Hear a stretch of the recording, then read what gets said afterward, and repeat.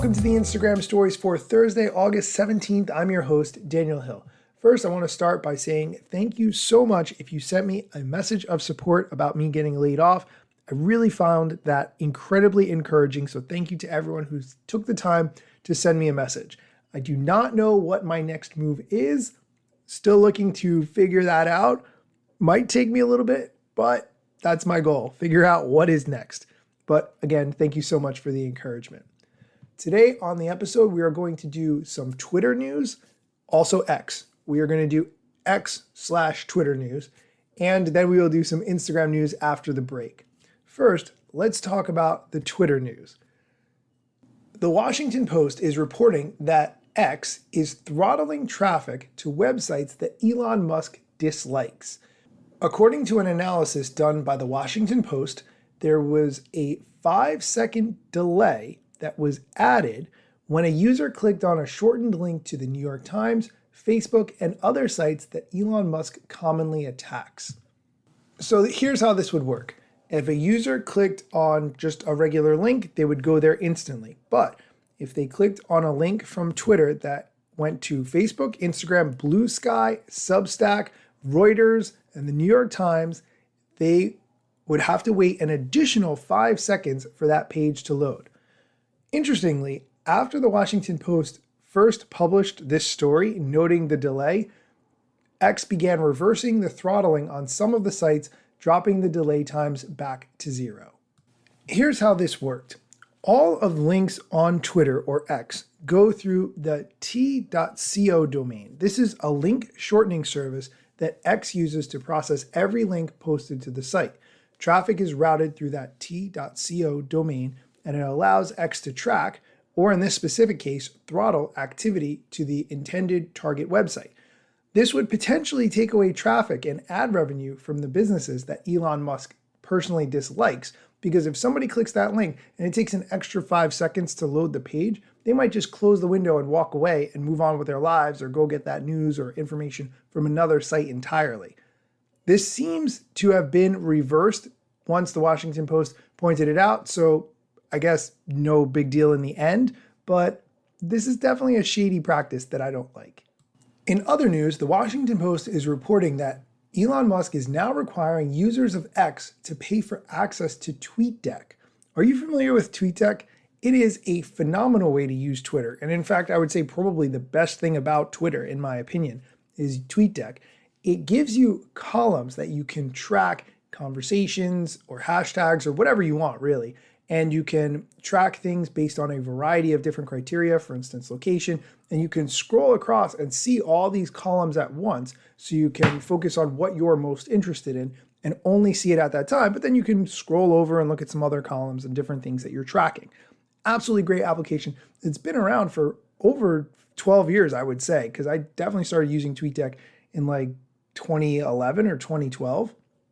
However, the Washington Post is reporting that users were surprised on Tuesday when they went to sign into TweetDeck and were directed to sign up for X Premium, which, among other things, gives the blue check mark for users who pay a fee of $8 per month.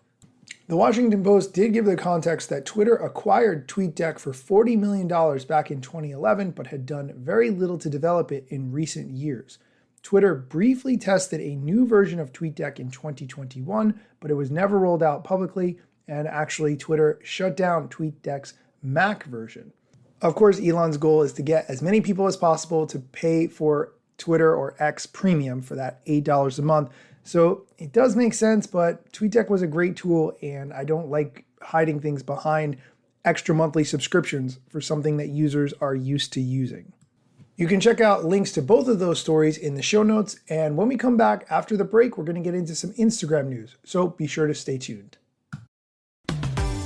This episode is brought to you by Michigan Economic Development Corporation. In Michigan, you can have both a rewarding career and a quality lifestyle, with plentiful career opportunities in world-changing, innovating industries, from electric vehicles to clean energy to biotech, with room for advancement no matter where you are in your career. Plus, Michigan offers a welcoming, beautiful, affordable, and inclusive community for all. Live your best life. You can in Michigan. Visit themichiganlife.org. And we're back. Okay, let's get into the Instagram news. Twitter user Barry Hott tweeted a screenshot of something that is very interesting to me. It's an Instagram Reel ad where it says you might like sponsored, and then instead of having one ad, it actually has 4 ads in a split screen mode for Instagram Reels. As you know, I don't like ads, and this seems like a play for Meta to try to figure out how to get more ads in front of users. So obviously I'm not a fan of it, but for the novelty factor, I think looking at 4 things at the same time is kind of an easier way to digest a bunch of ads quickly. So that might potentially be a good thing. Here's the quote from Instagram, quote, multi-advertiser ads help people discover and compare products from multiple businesses. This ad unit, available for select placement on Facebook and Instagram, gives advertisers the opportunity to be discovered by people who have recently shown an interest in related products or businesses, end quote. In other news, Adam Mosseri posted some things in his broadcast channel that Instagram is working on. He mentions that they are working on another music-related feature.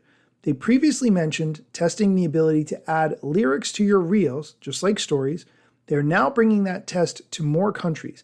And so they're looking forward to seeing how people get creative with music on reels. He also posted in his broadcast channel that they haven't started testing anything publicly yet, but they're working on the ability to create audio notes to share with your friends. Now let's just give a little bit of context there. Right now, you can send a voice note in a direct message to one specific person or a group of people if you have a group DM going. However, if you want to use the notes feature on Instagram, you can write a little message, you can add a song, but you can't use that notes feature to send a specific audio clip, for instance, of you talking to all your followers. With this potential test, the ability to create audio notes to share with your friends, you could do that. I'm not really sold if that's a feature that anybody needs, but I like the concept. In a very similar vein, reverse engineering hacker Alessandro Paluzzi tweeted that Threads is working on voice posts. So you could, similar to a voice note on Instagram, add a voice post to your Threads. I don't know that that's something anybody specifically needs either, but who's to say? It's nice to have these options of different ways of communicating. However, I will say that there needs to be a way to, if you have one audio recording of your voice, to post it to everywhere. If you have to re-record it individually inside every app, what a waste of time. Let's not do that. Okay, that is going to do it for today's episode. Thank you so much for listening. Be sure to come back next time for more Instagram news, Twitter news, social media things you should know about, and other important stuff that you need to know.